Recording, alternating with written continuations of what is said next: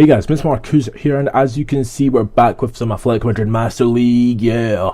As you see there again, Griezmann, like I said in the last episode, is going with that crazy red arrow, which suggests that he is going to be reaching his potential, even though he's already reached it before. As you can see there, he's already rated 86 compared to what he's rated already. I think it's 82 in the game, so yeah, he's going to reach some potential and go up some more, which is always good to see, because, you know, you always want the best players, and he could potentially become like my Messi or my Ronaldo, as well, basically where I will always utilise him and score every single goal with him, which could potentially become boring, but I don't think it will. So yeah, so in today's episode we have 3 matches for you, again 2 in the Liga BBVA and the second final match in the Champions League against Arsenal. So we're at home to Arsenal, I think. We beat them, no, we're away to Arsenal because we beat them at home 2-1. So yeah, so in today's episode, in the first match of today's episode, we face up against Espanyol at home. As you see here, Griezmann has a strike in the first 10 minutes of the match. Pretty decent save from the goalkeeper, and it comes to nothing from the corner kick. But as we see here in the 30th minute of the match, Griezmann is just ridiculously on form, gets a strike away, and look at that for a goal. Look how fast the ball moves into the back of the net. It's just amazing. As he scores his goal, the captain for the day, captain for the season, scores the goal and gives us a 1-0 lead, which is a pretty good result at half-time, as you'd expect. As you see there, 6 shots, 4 on target, sort of dominating the match. As you see in the 58th minute of the match, another good strike from Griezmann, another good save from the goalkeeper, and Griezmann again tries to get his head on it, doesn't come to anything. Comes to Schneiderlin, it gives the ball to Correa. Correa plays a really bad ball into Griezmann, but Griezmann still gets to it before Arbilla. Runs past 2 players, just continues to run up, runs up again, runs up, gets a strike away. It's not an easy save for the goalkeeper, it was basically straight at him, to be honest. And it comes to nothing. But in the 82nd minute of the match, a really bad defending from me, Saicedo gets an opportunity, and he scores a really nice goal for the outside of his left foot. The captain for Espanyol scores and equalises in the last 10 minutes of the match. So we come all the way up to the 93rd minute of the match. There's Turan on the ball, runs past about 3 or 4 players. Really probably should have passed it back, for some reason decided to take the strike, and it comes up all the way up to the 95th minute of the match. As Gaia runs out to this left hand side to get an opportunity in.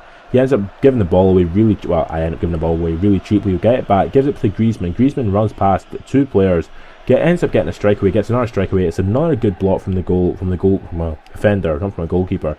And in the 98th minute of the match, Griezmann again gets another strike away. This time it's blocked again, and they get another opportunity. No, they try and get another opportunity. Referee blows the whistle as we nearly get all the way up to the 100-minute mark, which was just ridiculous. As we see there, 15 shots down a target, and Casilla was the goalkeeper, was the man of the match, which is just ridiculous to see.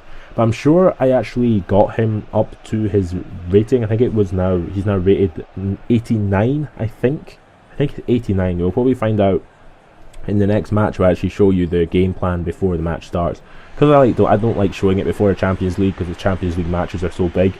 But who'd ever thought that Phil Jones would be the captain of Arsenal one day? That's just ridiculous. So who ever thought Gary Cahill would be playing for Arsenal?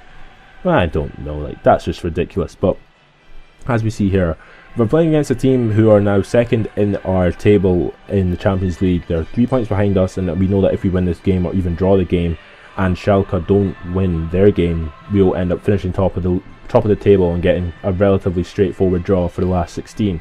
Which would be pretty decent for us. Again, one of those things which is in this particular series is to win the Champions League. But again, unlike the Southampton one, I think I'm probably don't really care about winning the Champions League. It's more about winning the league and taking it back from Real Madrid and Barcelona, which is basically what I want to try and do. I don't really care about winning the Champions League because I've already won it. If I win it, then I win it, but if I don't, then who cares? But again, we faced against Arsenal. Their team is more or less exactly the same, but Alaba played in the other leg, but Gibbs was playing this time. Alaba actually played in defence midfield for some reason, and Walcott was playing centre midfield. I don't know what sort of formation they were playing. It was quite crazy because Ramsey was playing like right midfield, like right wing forward or some crazy thing like that. But our side was, as you'd expect, like Griezmann, Churchy, Zizniak, Schneiderlin, Koke, Zuma, Miranda, Juanfran, Gaia, and Oblak in goal. So of course Schneiderlin has already been to this stadium before, the Emirates Stadium, and we were facing off against a side who of course pass the ball about for a bit and don't really do much in terms of going forward, which is, it's quite weird with Arsenal. They don't really do attacking play in this game. Like, they attack quite a lot in real life, but in this game particularly they don't really attack that much. They're like Barcelona in that sort of way, like in the game. Like in real life, of course, they're nowhere near as good as Barcelona, but yeah. So in the 18th minute of the match, Zizniak gets an opportunity, gets a strike away, and he pots in the back of the net after a really weird pass from Churchy and really weird defending from Varane, and gives us a 1-0 lead. So I mean, I can't complain about a 1-0 lead, but yeah, it's just really weird. But in the I always say 80th minute, and I don't know why, but in the 40th minute of the match, Churchy again uses his left foot and pops in the back of the net. Really poor defending from Kieran gives me the opportunity to pop in the back of the net and gives a 2-0 lead just before half-time, more or less cementing ourselves in the final 16 in the Champions League, which is pretty good for us because that's what you sort of expect. And we basically ended, well, as you see there from the stats, it was only 2 shots, 1 on target from Arsenal, 2 shots, 2 on target from me. And then coming to the 53rd minute of the match here, Schneiderlin on the ball, and Griezmann makes a really good run down the centre, and Schneiderlin just pops it out with his left foot, gives it to Griezmann, and Griezmann just gets the opportunity and pops it in the back of the net, right into the side net. Nothing Szczesny could do about it to give us a 3-0 win, or 3-0 lead against Arsenal away from home, which is just ridiculous because we're just so goddamn good. I'm so good away from home, I'm just really bad at home, like for some reason. But in the 70th minute of the match here, Sanchez gets an opportunity. For some reason they're playing him right down the middle. It's either him or Podolski because they've sold Giroud to whoever they've sold him to. And it's just really weird as well how they play Ozil on the left midfield. I don't know, but yeah. So the game ends up ending right here. And as you can see here, they have a little celebration because they've qualified for the last 16 in the Champions League. And I'm actually quite happy about that because Atletico Madrid, their team in general, isn't that good in terms of rating-wise. Like, they have their 2 standout players are Koke and Griezmann, and everyone else isn't really like that good. You have some good players, but they're not like 85 rated and stuff like that. So it's quite good to see me qualifying, like the first attempt qualifying for the last 16. And of course, Griezmann is one of those players who's more or less been quite vital in doing so. So that's pretty good as well. But as you see there, like I said, I said they don't attack, but they had more chances than I did, which is just weird. But yeah, so Schalke also won their game against Brisane, which is always good as well, and they got 8 points. Arsenal have 7, and we have 13. So there's no way that we won't finish top of the table in the Champions League, which is always good to see as well.